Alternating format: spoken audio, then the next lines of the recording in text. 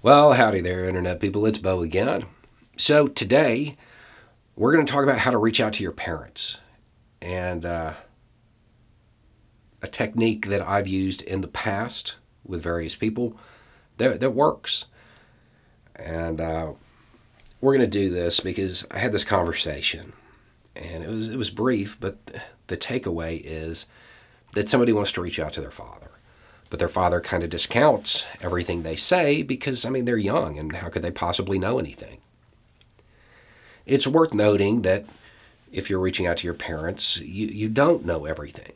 But if you're in this situation where your father's information diet consists of Fox News and I'm a great patriot.ru, maybe you do know some things that they don't know.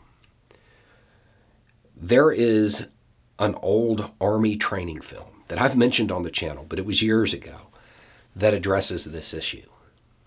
And this technique that it goes over works. I've used it ever since I saw the film, and it works. So maybe try this.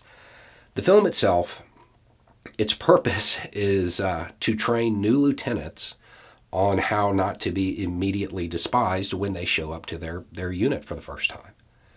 One of the scenes in it is this lieutenant. And if you don't know, you can go to college, get your degree, go in as a second lieutenant, and you will immediately outrank people who have been in the military for 20 years. And this does cause friction at times.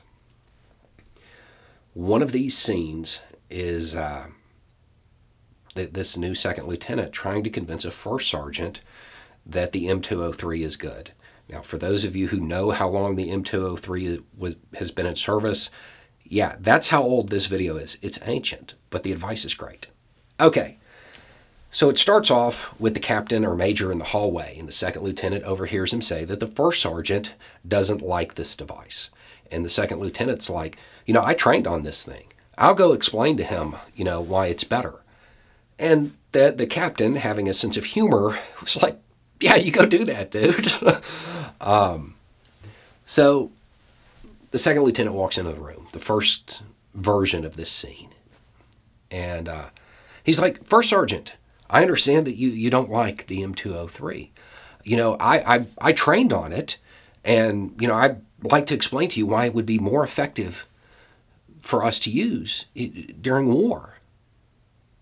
And it pans over to the first sergeant. And if you don't know anything about the military, let's just cut this short. First sergeant is God. Okay, the idea of a second lieutenant explaining anything to a first sergeant is funny in and of itself. But it pans to the first sergeant, and you see all of his ribbons and his CI, his insignia that indicates this guy has been to war repeatedly, right? And the first sergeant's like, make us more effective at war, huh, son? Looks down at his coffee. You know a lot about war? Puts his coffee down, leaves his own office, end of conversation, right?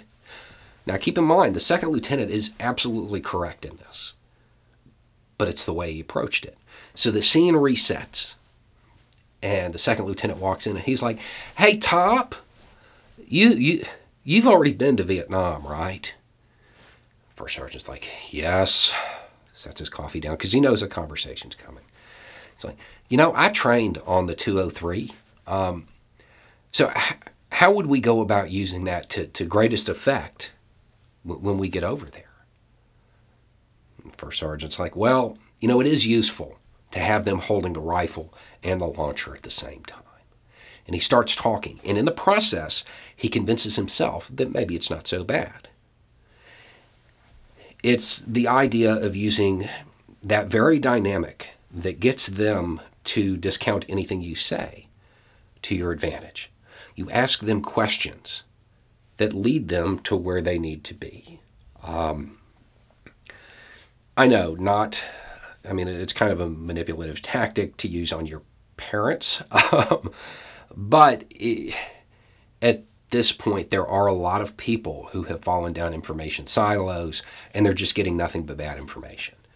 And this, in the process of hopefully helping them get to some new information, it may also get them to see you as somebody who does have valid opinions.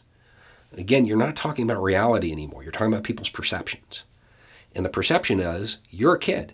You're always going to be their kid. Okay? It doesn't matter. When you're 30 years old, they're still going to look at you as a kid.